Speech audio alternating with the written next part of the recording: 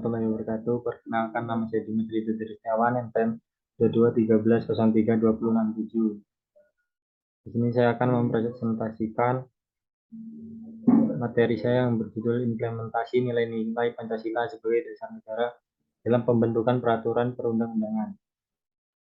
Pancasila sebagai dasar negara. Pancasila sebagai dasar negara telah terbukti sebagai salah satu media pemersatu dalam kehidupan bermasyarakat, berbangsa, dan bernegara di Indonesia. Melalui kelima sila yang terkandung di dalam Pancasila, menjadikan fondasi kehidupan bernegara di Indonesia menjadi kokoh terhadap ancaman yang datang baik dari luar maupun dari dalam. Dalam konteks hukum, khususnya dalam pembentukan peraturan perundang-undangan, Pancasila semestinya diletakkan dalam wilayah sumber hukum material dari pembentukan peraturan perundang-undangan. Semestinya nilai-nilai yang terkandung di dalam Pancasila harus digali secara lebih rinci dalam pembahasan terhadap landasan filosofis maupun sosiologis dari proses pembentukan peraturan perundang-undangan.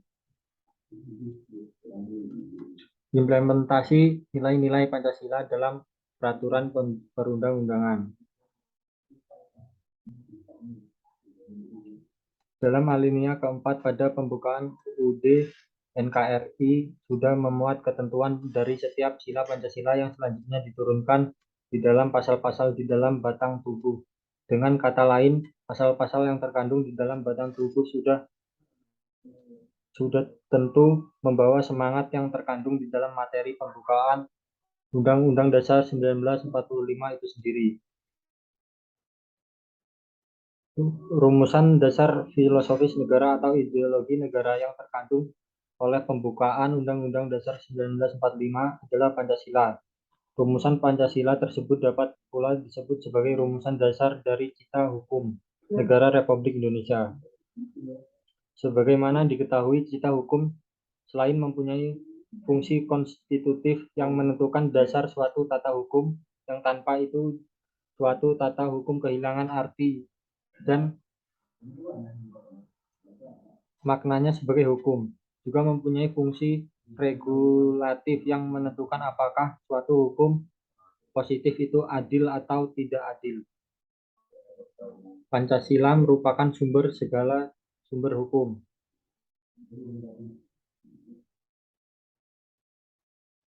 Pancasila merupakan sumber dari segala sumber hukum.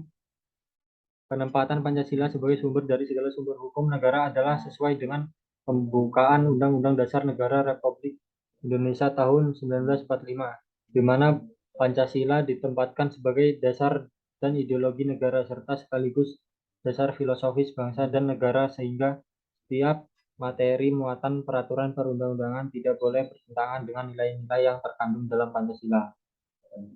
Pada prinsipnya, terdapat dua pandangan mengenai arti penting penyusunan peraturan perundang-undangan, yakni satu, menciptakan kodifikasi bagi norma-norma dan nilai-nilai kehidupan yang sudah mengendap dalam masyarakat.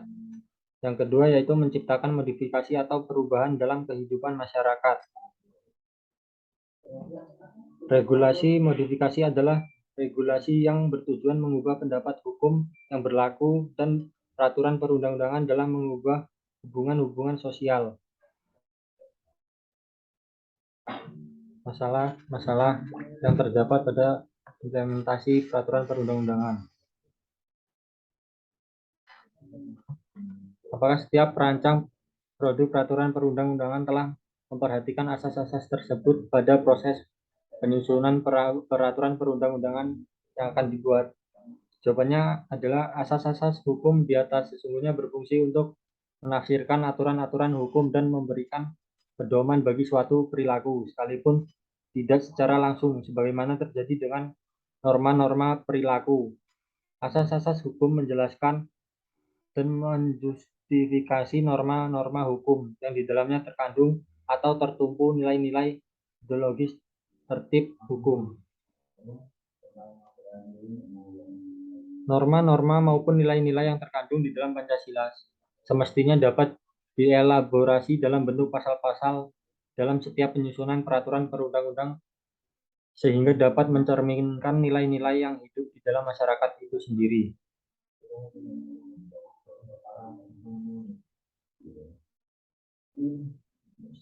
Sehingga dengan demikian, jika Pancasila dijadikan dasar dalam setiap proses penyusunan peraturan perundang-undangan, akan dengan mudah untuk diterima oleh setiap lapisan masyarakat.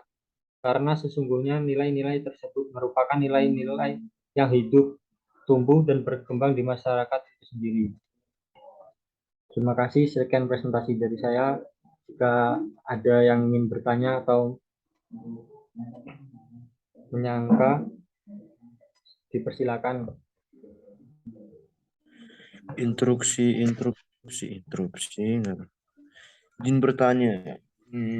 Materinya tentang apa tadi materinya? Tinggal nanya aja sih udah bener.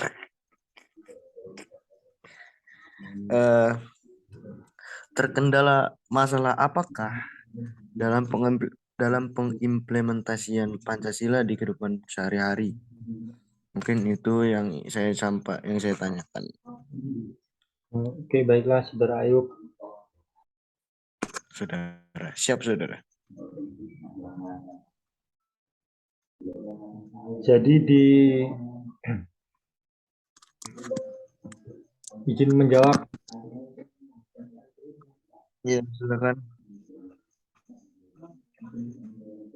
Jadi di sini kendalanya dalam pengimplementasian Pancasila itu ada dua faktor penghambat atau kendalanya, yaitu yang pertama faktor internal. Faktor internal itu contohnya seperti tingkat kesadaran masyarakat yang masih kurang. Kalau faktor yang kedua itu ada faktor eksternal. Faktor eksternal itu kurangnya kontrol dan kurangnya panutan di dalam masyarakat itu sendiri. Bagaimana Saudara Ayub? Oke. Sangat dapat dipahami. Terima kasih atas jawabannya. Baik, jika sudah cukup, saya akhiri. Wassalamualaikum warahmatullahi wabarakatuh. Waalaikumsalam. Tadi